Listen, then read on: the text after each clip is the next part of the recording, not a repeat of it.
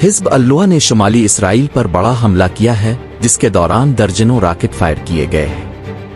रोज़नामा जंग ने लबनानी मीडिया के हवाले से बताया कि हिज़्ब अल्लाह के रॉकेटों को रोकने के लिए इसराइली दिफाई निज़ाम ने कोई मिसाइल फायर नहीं किया। अरब मीडिया की जानिब से भी हिज़्ब अल्लाह के शुमाली इसराइल पर रॉकेट हमले की तस्दीक की गई है। दूसरी जानिब इस हवाले से इसराइली फ़ौज का कहना है कि लबनान से 30 रॉकेट इसराइल की तरफ फायर हुए, जिनसे कोई जानी नुकसान नहीं हुआ।